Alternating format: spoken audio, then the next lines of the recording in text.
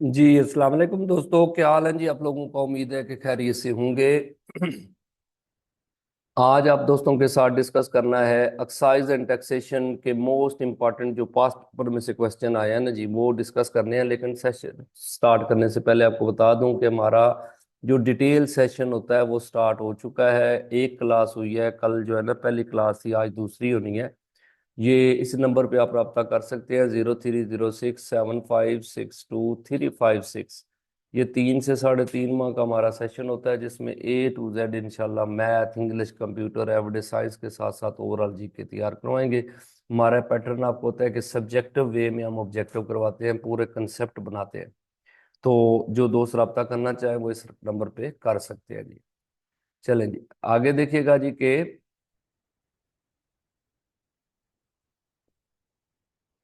यहाँ पे एक सेकंड।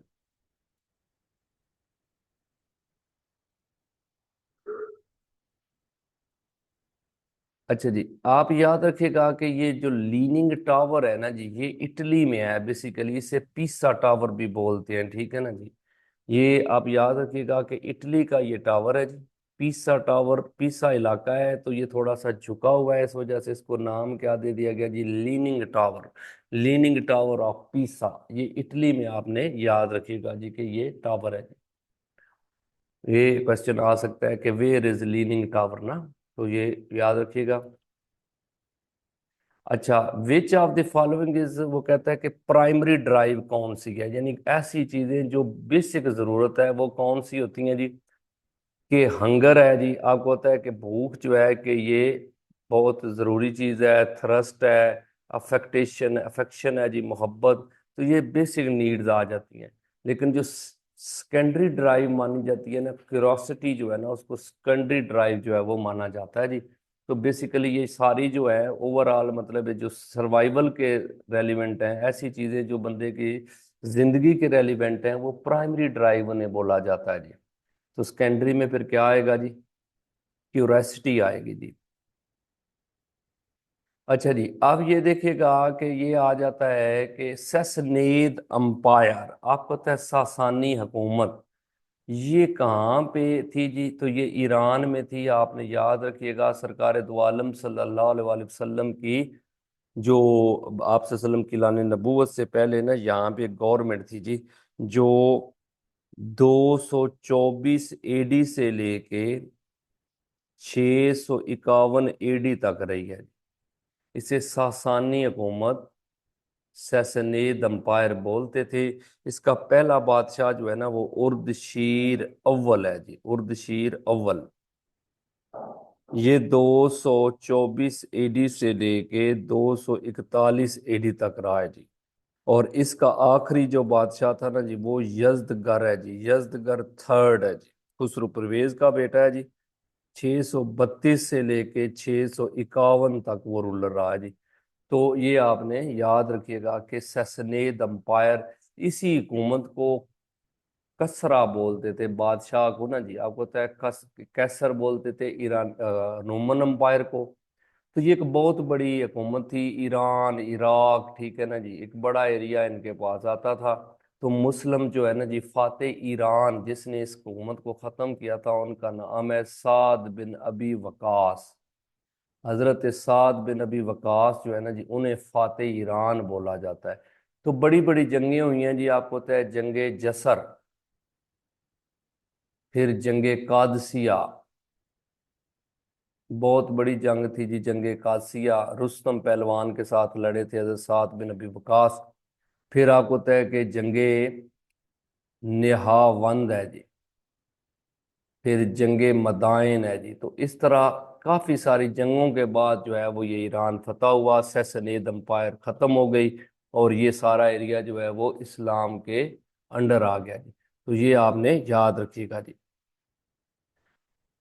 अगला सवाल देखते हैं जी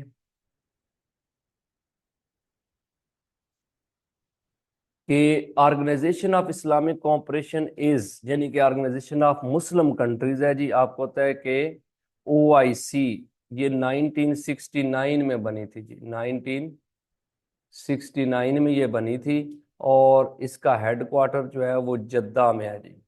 और आप याद रखिएगा कि पहले जो हुआ था इसका इजलास, यदि पहले जो बनी थी रबात मराकश में बनी थी जी, लेकिन पाकिस्तान में 1974 फरवरी में इसका इजलास हुआ था जी, पाकिस्तान में लाहौर में। तकरीबन 38 ममालिक के जो सरबराहान थे उन्होंने शिरकत की थी, जिनमें मुअम्मर कज़ाफ़ी भी है, ईदी अमीन है, अनवर सादात इजिप्ट से, यासर अरफात, तो बड़े बड़े नाम जो है ना जी वो यहाँ पे आए थे जी। और आपको पता है इसकी याद में लाहौर में असम्बली हाल के सामने सुमट मीनार बनाया गया जी। उसकी हाइट पूछ सकता है, 138 है जी। ये आपने याद रखिएगा, OIC मुस्लिम ममालिक की ऑर्गेनाइजेशन है जी। अच्छा जी, आगे देखिएगा कि वो कहता है जी कि कौन सी रेंज है जो पाकिस्तान को चाइना से सेपरेट करती है, तो आपको पता है कराकरम। कराकरम रेंज आपको पता है, कराकरम हाईवे भी है जी। और K2 जो है ना जी, जिसे गुडविन आस्टन बोलते हैं, ये कराकरम की हाईएस्ट पीक है जी, जो चाइना और पाकिस्तान के बॉर्डर पे आती है जी, बिल्कुल ना। तो ये आपने याद रखिएगा कि तो आ जाए कि कौन सा पहाड़ी सिलसिला है जो चाइना को पाकिस्तान से सेपरेट करता है, तो वो है कराकरम। अच्छा जी, अब ये देखिएगा क्वेश्चन आया हुआ है कि हजारा, हजारा कम्युनिटी जो है ना जी, ये आप याद रखिएगा कि कुछ पाकिस्तान में भी हैं, ठीक है जी, लेकिन ज़्यादा हजारा कम्युनिटी जो है ना वो अफगानिस्तान में आती है। अफगानिस्तान में सबसे ज़्यादा जो है ना जी वो ताजिक है, अपना ताजिक कह रहा हूँ, पश्तून, पश्तून है, फिर ताजिक आते हैं, उज़्बक है, और फिर हज़ारा है। तो हज़ारा कम्युनिटी अफगानिस्तान में पड़ी है जी। पश्तून वैसे अफगानिस्तान में बड़ी कम्युनिटी जो है ना वो मानी जाती है। ये तालिबान आपको पता है कि पश्तून कम्युनिटी से हैं जी। अच्छा जी, एक ना जी आपने जेहन में रखना है कि एक मूवी आई है जिसमें ना जी, ये 2023 में मूवी आई है दी चैलेंज।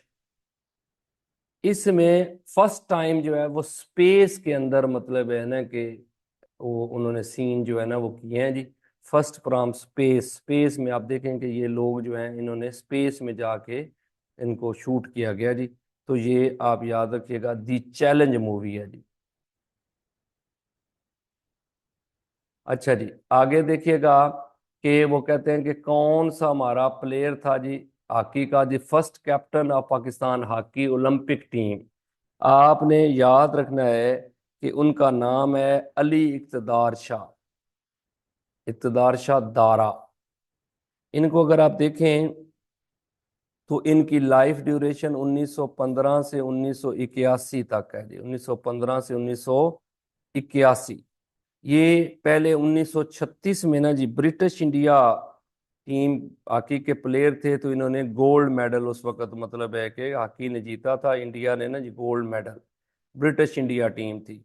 लेकिन 1948 में आपने याद रखिएगा कि पहली दफ़ा ये पाकिस्तान हॉकी के कैप्टन बने जी, और इन्होंने ओलंपिक में हिस्सा लिया है जी। तो ये आपने याद रखना है कि अली इक़्तिदार शाह 1915 में पैदा हुए, 1981 में डेथ हो गई, 1948 में पाकिस्तान की तरफ से कैप्टन बने ये हॉकी टीम के, और इन्होंने ओलंपिक में हिस्सा लिया जी। तो ये आपने याद रखना है। अच्छा जी, आप ये देखिएगा आगे कि वो कहता है जी कि अर्थ की जो लेयर है ना जी, वो सबसे इम्पॉर्टेंट लेयर कौन सी होती है। आपको पता है जो क्रस्ट होती है ना, ये बिल्कुल ऊपर वाली लेयर है, जमीन की ऊपर वाली लेयर, जो ये ऊपर ये वाली, इसको क्या बोलते हैं, क्रस्ट। ये टोटल जमीन का ना 1% होती है जी, 1% टोटल जमीन का है जी। और ये आपने याद रखिएगा 30 से 40 किलोमीटर मोटी है, उसको बोलते हैं कॉन्टिनेंटल क्रस्ट। और जो 5 से 9 किलोमीटर तक मोटी होती है उसे बोलते हैं ओशियानिक क्रस्ट। और इसी में पानी वगैरह चीज़ें जो है ना जी, वो आप याद रखिएगा, टेक्टोनिक प्लेट्स का भी जो सिलसिला है वो भी क्रस्ट में होता है। लेकिन जो सबसे बड़ी है ना जी, ये आप याद रखिएगा, सबसे बड़ा जो पोर्शन है वो मेंटल का है जी। ये तकरीबन टोटल ज़मीन का 82% होती है जी। तकरीबन 2890 किलोमीटर इसकी लेंथ बनती है जी। और इसके अंदर क्या होता है जी, प्लाज्मा।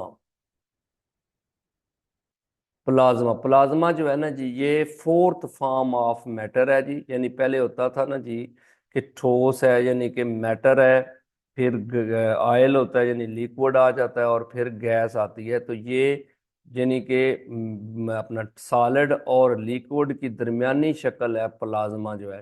तो ये मेंटल में पाया जाता है, इसी के ऊपर टेक्टोनिक प्लेट्स मूव करती हैं जी।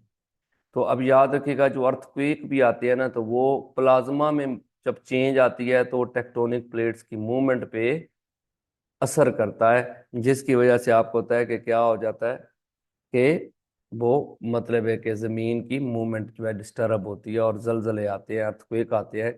लेकिन कभी ये प्लाज्मा ज़मीन की जो क्रस्ट है उसको फाड़ के बाहर आ जाए तो इसे वॉल्केनोज बोलते हैं जी।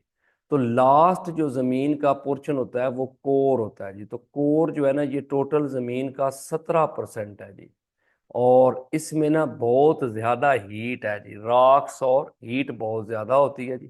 तो ये 17% है टोटल जमीन का। लेकिन सबसे बड़ी लेयर आ जाए तो मेंटल, उसके बाद कोर और उसके बाद क्रस्ट है जी। तो ये आपने याद रखिएगा जी। अच्छा जी, आगे अगर आप देखें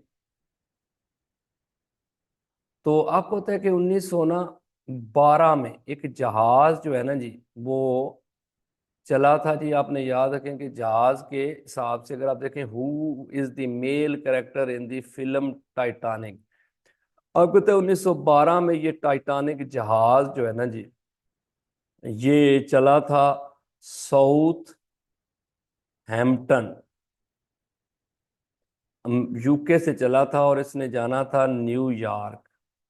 लेकिन रास्ते में अटलांटिक ओशन में ये डूब गया था। तो एक करेक्टर यहाँ से ना, एक फिल्म बनी थी 1997 में, जिसको नाम दिया गया था टाइटैनिक का ना जी। तो ये टाइटैनिक जो है, ये आप याद रखिएगा कि 1997 में ये मूवी आई है जी। तो ये बेसिकली जो मेल करेक्टर है ना जी, जो वहाँ पे हीरो का रोल प्ले कर रहा है, लियोनार्डो डी कैप्रियो है जी। ये आप याद रखिएगा कि 1974 में पैदा हुआ है जी, ये अमेरिका में जी। तो ये प्रोड्यूसर भी है फिल्मों का और एक्टर भी है जी। तो इसने मेन रोल प्ले किया था टाइटैनिक में ना जी। तो ये आपने याद रखिएगा कि 1974 से ये पैदाइश है। और मतलब है कि 1997 में मूवी आई थी टाइटैनिक, जिसने ब्लॉकबस्टर मूवी थी जी, बहुत ज़्यादा रेवेन्यू जनरेट किया था। तो उसमें as a hero role play किया है इस पर्सनैलिटी ने। तो ये थे अपना हमारे आज के सवाल। तो उम्मीद है कि आपको ये सवाल पसंद आए होंगे। अगर आप दोस्तों को ये सवाल और आज की डिस्कशन पसंद आई तो आप ज़रूर चैनल को सब्सक्राइब कीजिएगा, और साथ जो है वो लाइक और शेयर कर दीजिएगा। Thank you ji.